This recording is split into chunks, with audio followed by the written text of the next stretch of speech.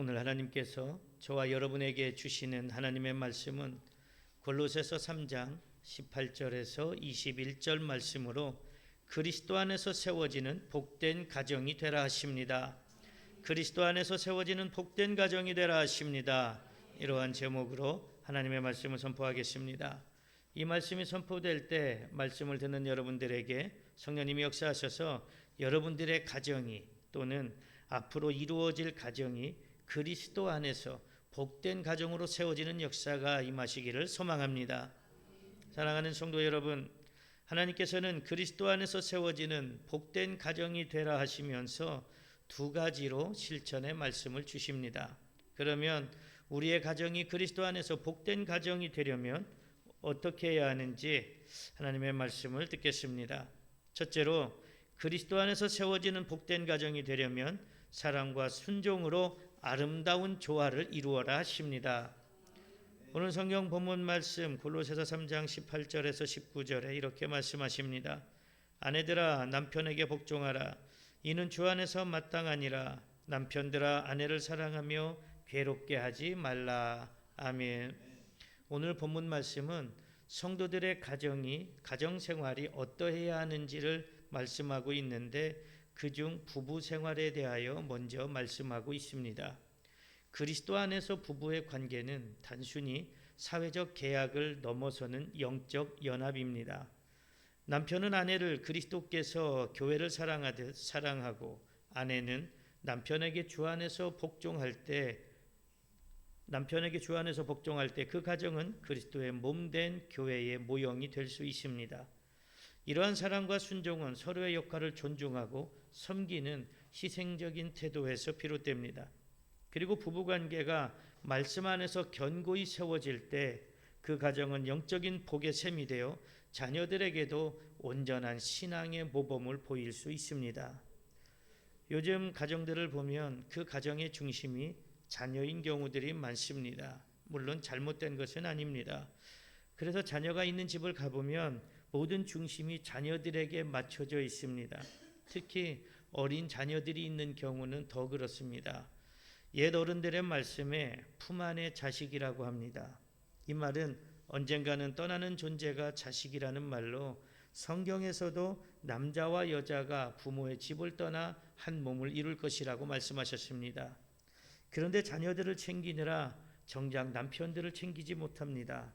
아내들을 돌보지 못합니다. 그래서 가정에 남편과 아내 사이에 불화가 생기고 문제가 생기기도 합니다. 가정의 최초 구성원과 최소 단위는 남편과 아내입니다. 그래서 본문 말씀에서는 자녀들에 대해 먼저 말씀하시지 않고 부부인 남편과 아내에 대해 먼저 말씀하고 있습니다. 아내는 남편에게 복종하라고 말씀하는데 복종은 억압적인 지배에 굴복하는 의미가 아니라 하나님께서 세우신 가정의 질서 안에서 남편의 영적 책임과 리더십을 존중하며 협력하는 태도를 의미합니다. 하나님의 창조 원리는 남자를 돕는 배필로 남자를 통해서 여자를 만드셨습니다.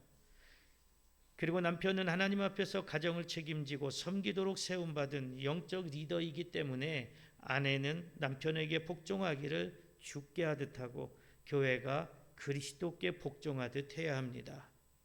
하지만 우리가 명심해야 할 것은 아내가 남편보다 열등하거나 하찮은 존재는 아니라는 것입니다.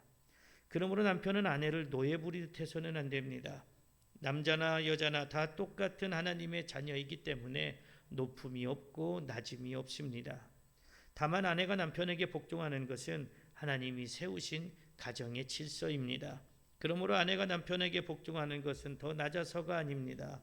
하나님께서 세우신 질서를 신뢰하며 순종할 때 하나님께서는 그 가정 가운데 평안과 은혜를 부어 주시기 때문입니다. 창세기 18장 12절에 보면 사라는 자기 남편 아브라함을 주인이라고 합니다. 비록 그들의 관계가 완벽하지는 않았지만 하나님은 사라의 순종하는 마음을 귀하게 여기셨습니다. 그리고 아내 사라를 사랑하고 보호하려는 아브라함의 모습도 보셨습니다. 때로는 연약한 모습을 보이기도 했지만 아브라함과 사라는 서로 사랑과 순종으로 아름다운 조화를 이루려고 노력했고 그들에게 하나님께서 역사하셔서 자손을 얻는 복을 주셨습니다. 이렇게 하나님이 맺어주신 부부의 연이 때로는 불완전하고 연약하지만 하나님의 말씀 안에 서로 사랑하고 순종하며 조화를 이루어가며 하나님의 말씀 안에서 서로의 역할을 감당할 때 하나님께서 역사하심을 보여줍니다. 흔히 사람들은 복종이라고 하면 지위가 낮은 사람이 높은 사람에게 하는 비굴한 복종만 생각하기 쉽습니다. 그러나 동등한 지위에서도 복종해야 할 때가 있습니다. 그 모범을 예수님께서 몸소 보여주셨습니다. 빌립보서 2장 6절에서 8절에 그는 근본 하나님의 본체시나 하나님과 동등됨을 취할 것으로 여기지 아니하시고 오히려 자기를 비워 종의 형체를 가지사 사람들과 같이 되셨고 사람의 모양으로 나타나사 자기를 낮추시고 죽기까지 복종하셨으니 곧 십자가에 죽으심이라 이렇게 말씀하십니다. 예수님께서 하나님께 복종하심으로 낮아짐의 본을 보이신 것처럼 남편들은 아내에게 복종만 강요하지 말고 예수님처럼 하나님께 복종하고 낮아짐의 본을 보여서 아내들이 남편을 존경하게 하고 복종할 수 있게 해야 합니다. 남편이 아내를 목숨처럼 사랑하는데 어떻게 아내가 남편에게 복종하지 않을 수 있겠습니까? 아내가 남편에게 복종하는데 어떻게 남편이 아내를 사랑하지 않을 수가 있겠습니까? 본문 말씀에서 남편은 아내를 사랑하며 괴롭게 하지 말라고 하시는데 사랑하며라는 말은 아내를 소중히 여기고 아내가 잘 되기를 바라는 마음을 가져야 함을 말씀합니다. 그리고 사랑은 무조건적 자기를 희생하며 아내를 사랑해야 함을 말씀하는 것입니다. 그래서 남편들은 아내를 자기보다 못한 존재로 여겨서 아내를 무시하고 함부로 대함으로 아내를 화나게 하지 말아야 합니다. 아담이 하나님께서 자신의 갈비뼈를 가지고 만드신 여자를 보고 얼마나 좋고 얼마나 사랑스러웠는지 창세기 2장 22절에서 23절에 여호와께서 하나님이 아담에게 취하신 그 갈빗대로 여자를 만드시고 그를 아담에게로 이끌어 오시니 아담이 이르되 이는 내 뼈 중에 뼈요 살 중에 살이라 이것을 남자에게서 취하였은즉 여자라 부르리라 하니라. 이렇게 기뻐했던 것처럼 아내는 남편에게 사랑받아야 할 존재입니다. 에베소서 5장 25절에 남편들아 아내 사랑하기를 그리스도께서 교회를 사랑하시고 그 교회를 위하여 자신을 주심같이 하라 이렇게 말씀하십니다. 예수님께서 죄로 인해 죽을 수밖에 없는 우리들을 대신해서 십자가에 달리시고 피 흘려 죽으셨습니다. 그러므로 남편들은 예수님께서 목숨을 버리시면서 우리를 사랑하신 것처럼 아내를 사랑해야 합니다. 그래서 남편과 아내가 사랑과 순종으로 아름다운 조화를 이루기를 힘쓸 때 비로소 그리스도 안에서 세워지는 가정이 되고 하나님의 기쁨이 될 수 있습니다. 사랑하는 성도 여러분, 이미 결혼하신 분들은 오늘 본문 말씀처럼 아내를 그리스도께서 교회를 사랑하시듯 희생적으로 사랑하고 있는지 깊이 돌아보시기를 바랍니다. 아내를 사랑한다고 하면서 무시하고 상처 주고 괴롭게 하여 슬픔에 빠지게 하지는 않았는지 정직하게 자신을 돌아보시기를 바랍니다. 그리고 아내분들은 남편의 영적인 리더십을 그리스도 안에서 존중하며 자발적으로 복종하고 계신지 스스로를 돌아보시기를 바랍니다. 만약 오늘 말씀에 비추어 남편과 아내로서의 삶을 온전히 살지 못했다면 이제부터라도 그리스도 안에서 서로 사랑하고 존중하며 기꺼이 순종하는 부부로 변화되시기를 간절히 바라고 또 노력하시기를 바랍니다.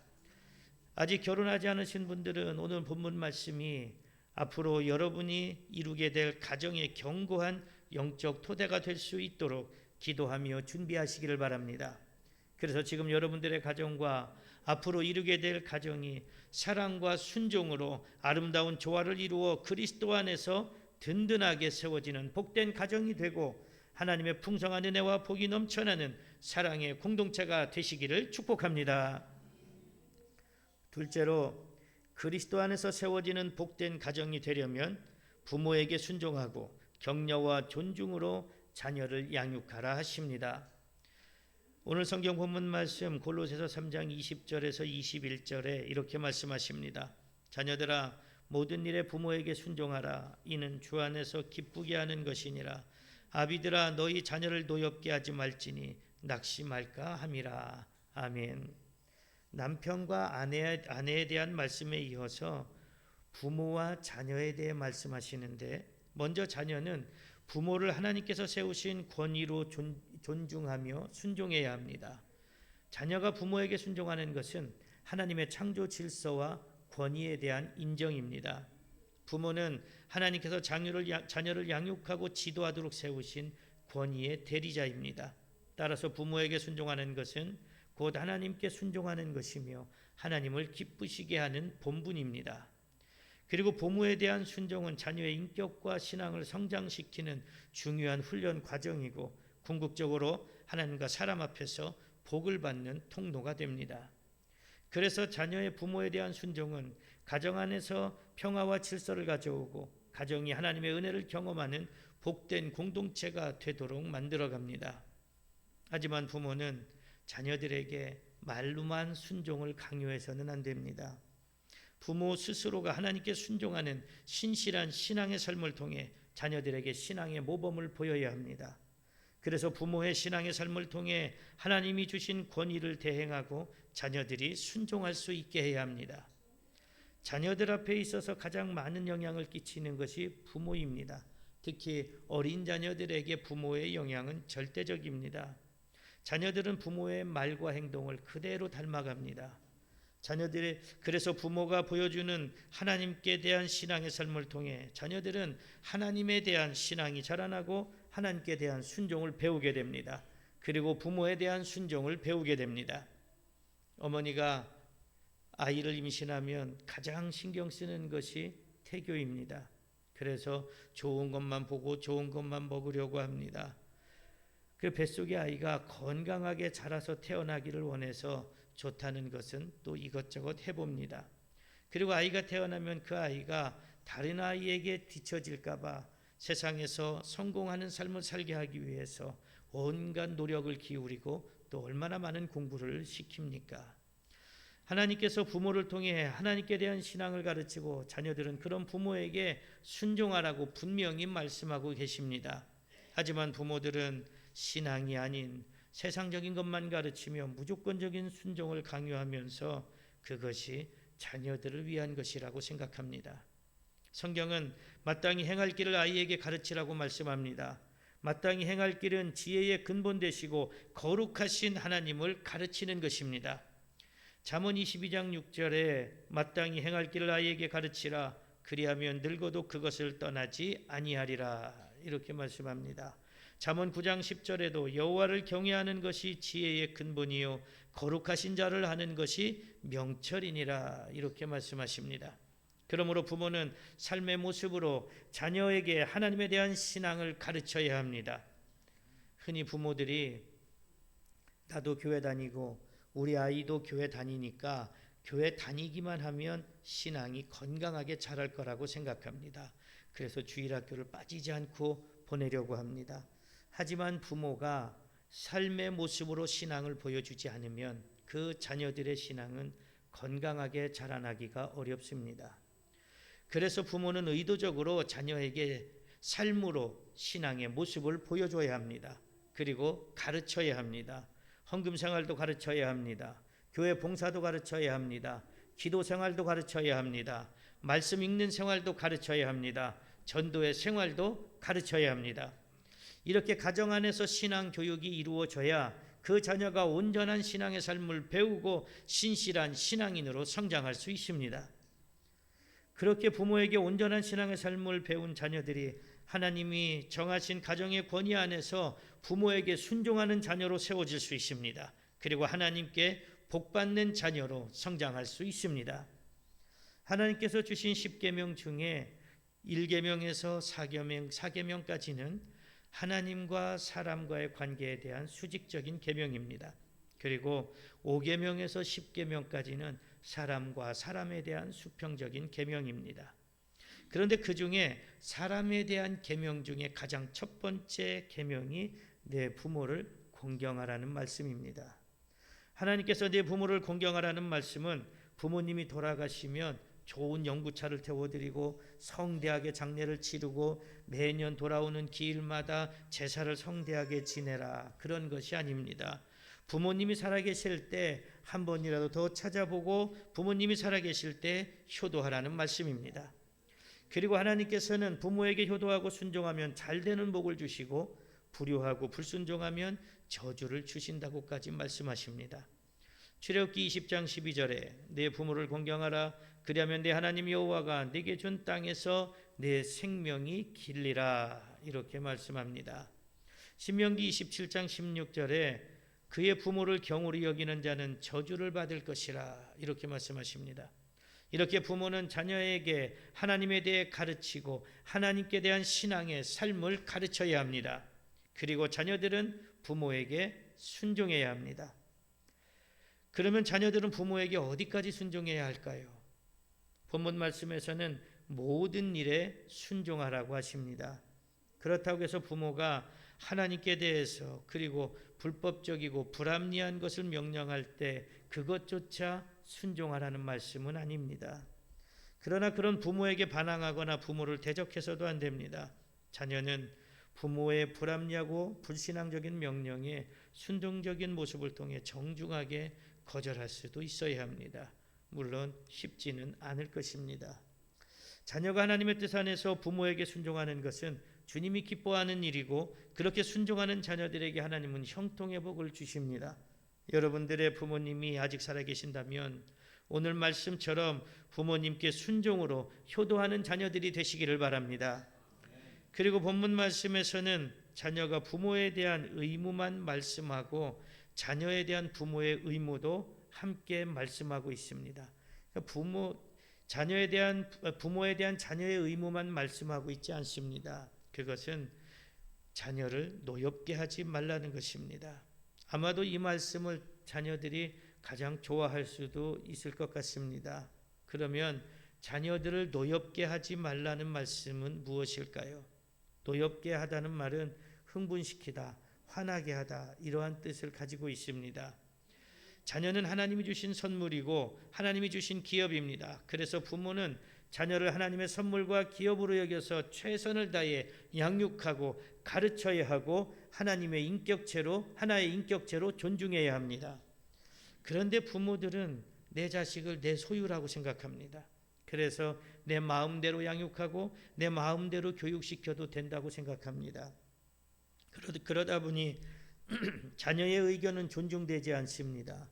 인격이 무시되기 쉽습니다. 그리고 자녀를 원칙 없이 양육합니다. 부모가 기분이 좋을 때는 많은 것들이 허용되지만 기분이 좋지 않을 때는 허용되던 것들이 금지됩니다. 그러면 자녀들은 혼란을 겪게 됩니다. 어제는 안 됐던 일들이 오늘은 되고 오늘은 됐던 일들이 내일 안 된다면 자녀는 그 상황에서 분노하게 됩니다. 이것을 자녀들을 노하게 하는 것입니다.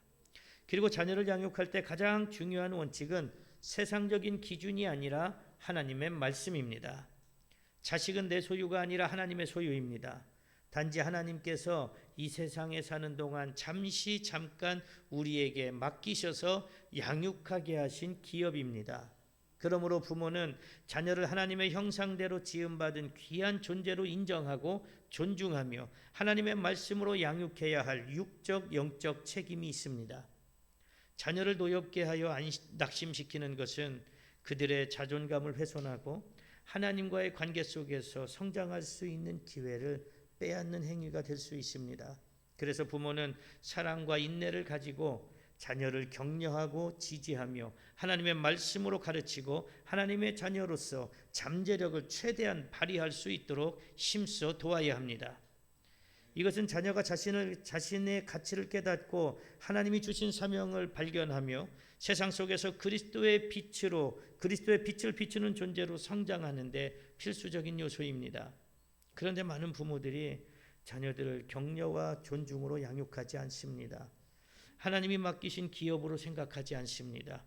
온전한 신앙의 교육을 시키지 않습니다.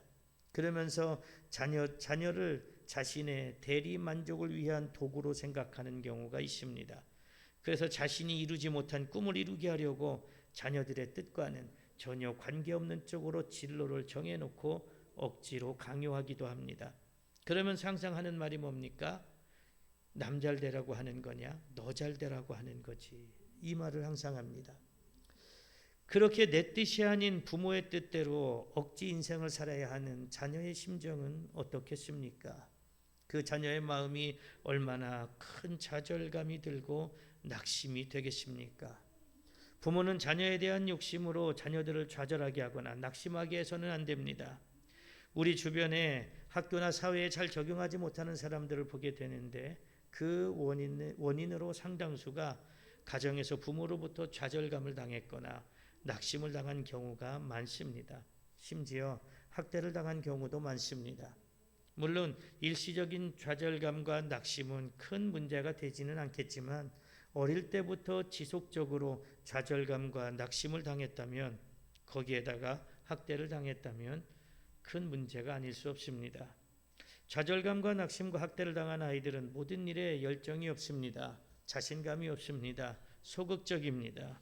그 마음에 큰 상처가 생깁니다. 그리고 미래에 대한 희망을 꿈꾸지 못합니다. 사회에 적응하지 못하고 제 몫을 감당하지 못해서 인생의 실패자로 전락해버릴 확률이 높습니다. 그래서 자녀가 낙심할 것을 염려해서 본문 말씀에서 자녀를 노엽게 하지 말라고 말씀하신 것입니다. 그러므로 부모들은 자녀들을 자기 생각대로 양육하지 말아야 합니다. 자녀들에게 자기 감정대로 화를 표출하지 말아야 합니다. 자녀들의 필요를 잘 살펴야 합니다. 그리고 하나님의 자녀로 존중해야 합니다. 하나님의 뜻대로 말씀 안에서 양육해야 합니다.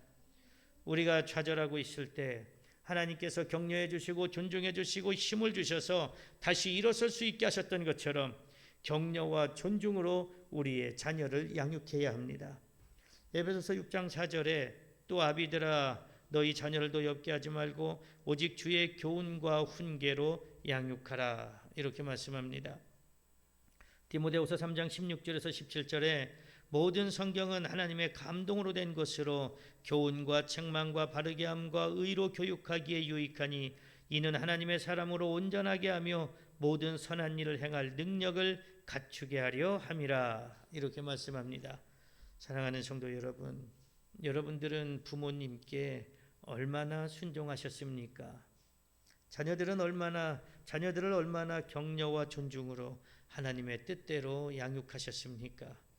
자녀들에게 마땅히 가르쳐야 할 신앙의 교육을 가르치지 않고 세상적인 것들만 가르치며 내 자녀가 신앙적으로 자라기를 바라고 있지는 않습니까? 자녀된 분들은 부모님을 하나님 대하듯 하며 순종하시기 바랍니다. 부모된 분들은, 그리고 지금 어린 자녀들을 양육하고 계신 분들은 하나님의 뜻대로 하나님의 말씀과 존중으로 자녀들을 양육하고 자녀들에게 삶의 모습으로 신앙을 가르칠 수 있기를 바랍니다. 그래서 여러분들의 가정이 세상적인 것으로가 아닌 그리스도 안에서 세워지는 복된 가정이 되시기를 소망합니다. 그리고 자손 전대까지 믿음의 대가 끊이지 않고 자녀들이 잘되고 형통하게 되는 복을 풍성히 받게 되시기를 축복합니다. 사랑하는 성도 여러분, 하나님께서는 그리스도 안에서 세워지는 복된 가정이 되라 하시면서 두 가지로 실천의 말씀을 주셨습니다. 그러면 우리의 가정이 그리스도 안에서 세워지는 복된 가정이 되기 위해 실천해야 할 두 가지가 무엇이었습니까? 첫째로 그리스도 안에서 세워지는 복된 가정이 되려면 사랑과 순종으로 아름다운 조화를 이루어라 하셨습니다. 둘째로 그리스도 안에서 세워지는 복된 가정이 되려면 부모에게 순종하고 격려와 존중으로 자녀를 양육하라 하셨습니다. 우리가 살고 있는 이 시대는 가정의 참된 가치가 흔들리고 가족 구성원 간의 관계가 소원해지는 모습을 흔히 볼 수 있습니다. 많은 가정들이 깨지고 많은 자녀들이 치유되지 않는 상처를 안고 살아가기도 합니다. 그러나 그리스도 안에서 세워지는 복된 가정은 세상의 어떠한 유혹과 어려움 속에서도 흔들리지 않는 견고한 반석이 될 수 있습니다. 오늘 받은 이 말씀들을 단순히 듣는 것으로 끝나지 않고 여러분들의 삶의 자리, 특별히 가정에서 구체적으로 실천하는 결단이 있기를 소망합니다. 남편과 아내는 오늘 본문 말씀을 거울 삼아 자신의 모습을 돌아보고 서로를 향한 사랑과 존중을 회복하기 위해 노력하시기를 바랍니다. 그리고 자녀들은 부모님의 희생과 사랑에 감사하며 그리스도 안에서 순종으로 보답하시기를 바랍니다. 부모들은 자녀를 하나님의 선물로 여기며 그들의 영혼을 살리는 지혜로운 양육자가 될 수 있기를 바랍니다. 그러기 위해 매일 가정에서 함께 기도하시기 바랍니다. 말씀을 나누시기 바랍니다. 서로를 축복하시기 바랍니다.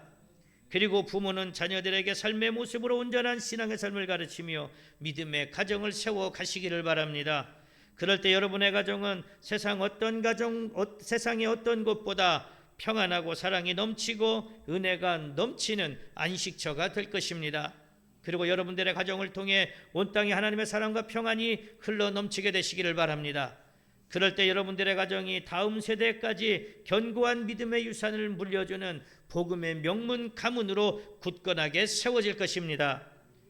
그러므로 가정의 달에 여러분들의 모든 가정이 그리스도 안에서 굳건하게 세워지기를 소망합니다. 하나님께 영광 돌리는 복된 공동체가 되기를 소망합니다. 그래서 하나님이 믿음의 사람들과 믿음의 가정들에게 주시는 이 땅에서 살아가는 동안 기름지고 형통함의 복을 풍성히 받게 되시기를 축복합니다. 그리고 이 땅에서 사명을 다하고 마지막 때 하늘의 신령한 복을 받아 천국에서 영원한 생명을 누리게 되시기를 간절히 축복합니다.